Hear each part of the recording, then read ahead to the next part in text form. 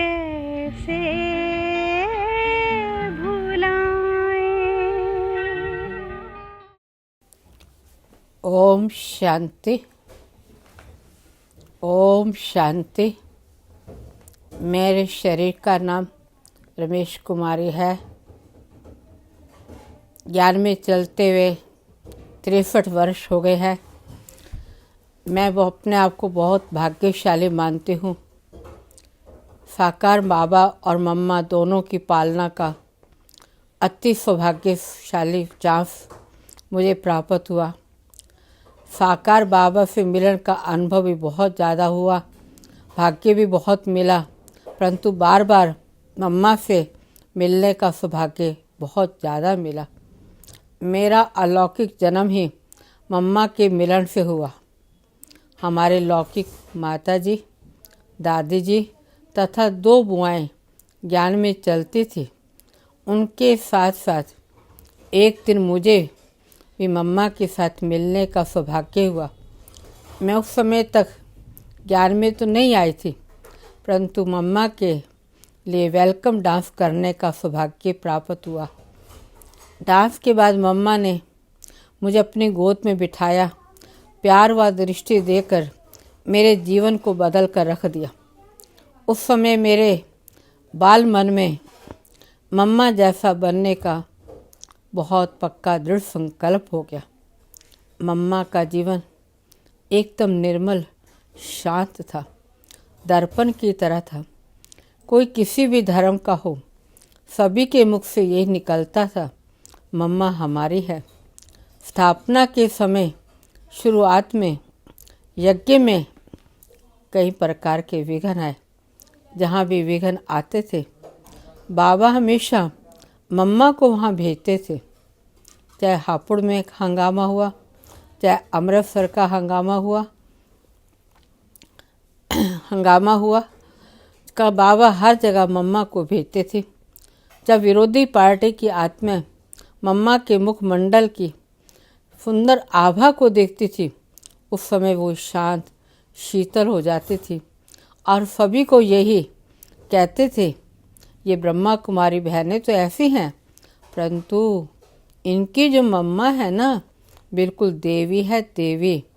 मम्मा के अंदर निडरता के साथ साथ अचल अवस्था, अडोल अवस्था थी। जो भी मम्मा को देखता था, उन्हें बहुत शांति की अनुभूति होती थी। मेरे लौकिक पिताजी भी मम्मा की दृष्टि को प्राप्त करके अपने जीवन में एकदम परिवर्तन हो गए। उनका खाना पीना, आहार, व्यवहार एकदम बदल गया। हमारे लौकिक माताजी तो ज्ञान में चलते थे, परंतु पिताजी नहीं चलते थे। एक बार मम्मा करनाल में आई। माताजी ने पिताजी को बोला कि आज हमारे सेंटर पर मातेश्वरी जी आए हुए हैं और रात को देर तक कार्यक्रम चलेगा, इसलिए आज मैं तीनों बच्चों के साथ सेंटर पर जा रही हूँ। रात्रि को नहीं आऊँगे, रात्रि को इनकी दादी के घर पर ही रहूँगे, सुबह आ जाऊँगे।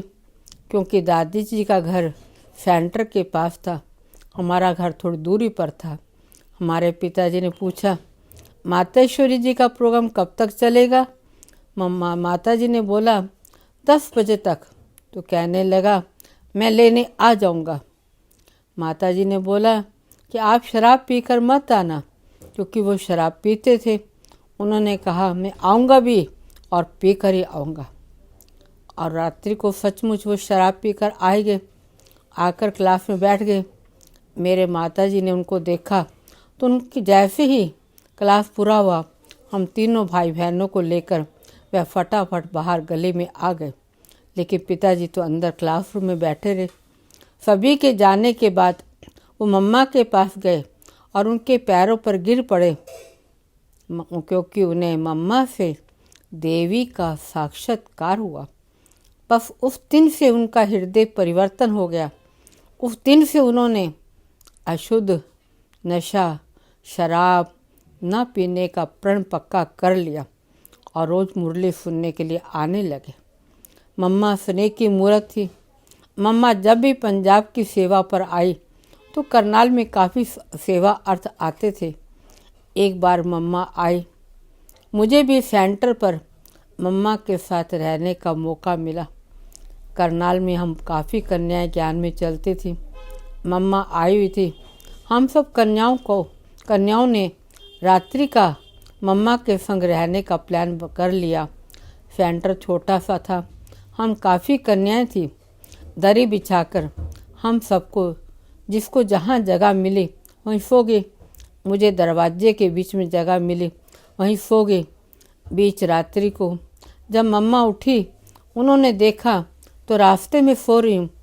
मम्मा ने मुझे रास्ते से उठाया और कहा, चलो मेरे साथ चारपाई पर सो जाओ। मैं अंदर में झिझकने लगी, मम्मा के साथ कैसे सोऊं? परंतु मम्मा मुझे इतने प्यार से उठाकर अपने चारपाई पर ले गए और प्यार से मुझे अपने साथ सुला लिया। सुबह उठे, सभी स्नान आदि करके क्लासरूम में चले गए। परंतु मैं स्नान करके वहीं रूम में बैठ गई तो मम्मा ने कहा, आप भी क्लासरूम में चलो ना। मैंने कहा, मम्मा मुझे चोटी बनानी नहीं आती, मेरी मम्मी आएगी, मैं मेरी चोटी बनाएगी, फिर मैं क्लास में जाऊंगी। मम्मा ने बड़े प्यार से मुझसे पूछा, तुम्हारे पास कंघी है? मैंने कहा, हाँ है। तो मम्मा ने मेरी चोटी बनाई, मुझे अपनी क्लिप भी लगाई। कितनी सौभाग्यशाली हूँ। जिस जगत अम्बा माँ ने मुझे दिल से भी सजाया, शरीर से भी सजाया, कर्म से भी सजाया और वरदानों से भी सजाया, ये सोच सोच करके आज मेरा हृदय गदगद हो जाता है। जैसे बाबा से सभी को श्री कृष्ण का साक्षात्कार होता था, वैसे मम्मा से सभी को राधे का साक्षात्कार होता था।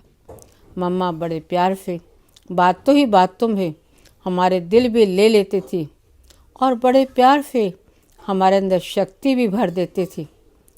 मम्मा सभी गुणों की खान थी, वरदानों की खान थी, लेकिन मम्मा के अंदर आज्ञाकारी रहने का विशेष गुण था। मम्मा कभी भी किसी भी समय भी बाबा की किसी भी बात को टालना तो दूर, कभी किसी बात को काटती भी नहीं थी। एक बार बाबा एक पार्टी को विदाई दे रहे थे। बाबा ने मम्मा को बोला, मम्मा पार्टी के लिए हलवा बनाओ। मम्मा तुरंत वहाँ से चली गई, हलवा बनाने लगी। सभी हलवा मम्मा को हलवा बनाते देख अंदर में हंसे, मम्मा क्या कर रही है? पार्टी तो चली गई, अब किसके लिए हलवा बना रही हो? मम्मा ने किसी को कोई बात ना सुनी, अपनी उसी लगन से हलवा बनाती रही। हलवा तैयार हो गया, एक डब्बा में डाला और बाबा को आकर दे दिया। बाबा ने कहा, बाबा को बोला, बाबा पार्टी के लिए हलवा तैयार है। बाबा ने कहा, अच्छा बच्ची, हलवा बन गया।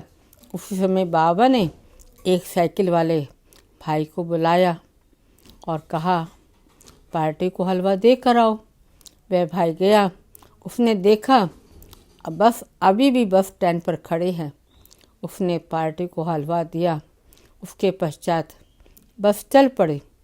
ये थे बाबा के प्यार की पालना।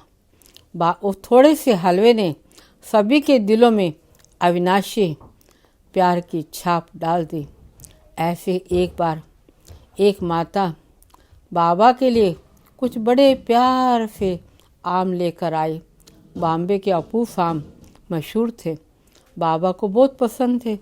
लच्छू बहन ने वह आम बाबा की अलमारी में रख दिए और रोज़ वहाँ से निकाल कर बाबा को खिलाऊंगी। एक दिन में बाबा के पास बहुत अच्छा परिवार मिलने के लिए आ गया। परिवार अभी ज्ञान में नहीं चलता था, संबंध संपर्क में ही था। बाबा उनसे अपने कमरे में मिल रहे थे, लेकिन लच्छू बहन वहाँ नहीं थी। बाबा ने सारे आम काट कर उस परिवार को खिला दिए। लच्छू बहन को कुछ भी मालूम नहीं पड़ा। अगले दिन लच्छू बहन ने अलमारी खोली कि बाबा को आम खिलाऊं। देखा कि अलमारी में तो आम है नहीं।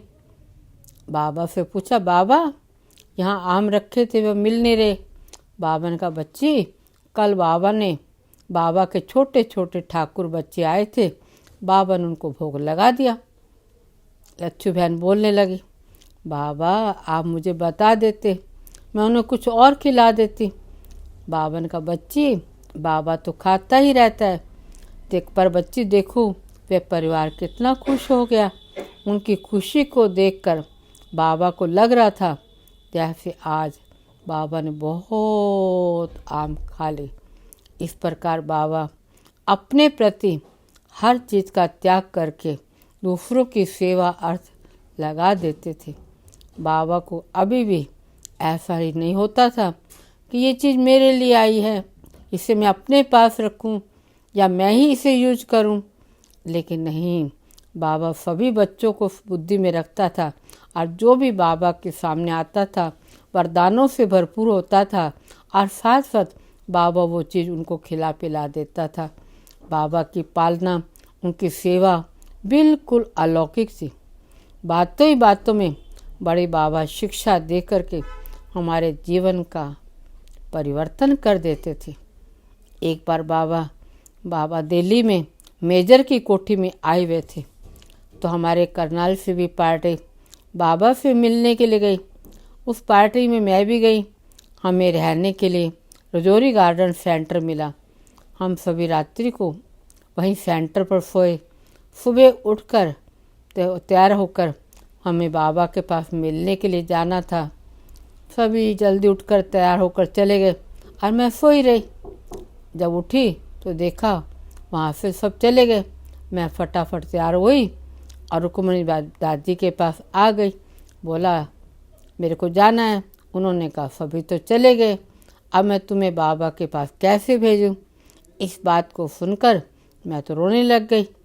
मैं तो बाबा से मिली भी नहीं। परंतु थोड़ी ही देर में जगदीश भाई किसी कारणवश से गाड़ी लेकर आ गए। दादी दीदी ने मुझे बुलाया और जगदीश भाई जी के साथ भेज दिया। मैं जब वहाँ पहुँची तो क्लास पूरा हो गया था। सभी नाश्ते के लिए जा रहे थे, बाबा भी नाश्ते के लिए जा रहा था। मैं वहाँ खड़ी होकर फिर रोने लग गई। बाबा ने कहा बच्ची तुम यहाँ क्यों रो रही हो। मैंने कहा बाबा मुझे सभी छोड़कर आ गए, मैं अकेली रह गई। बाबा मुझे अपने साथ नाश्ते वाले स्थान पर ले गए। बाबा ने पूछा तुमने नाश्ता किया।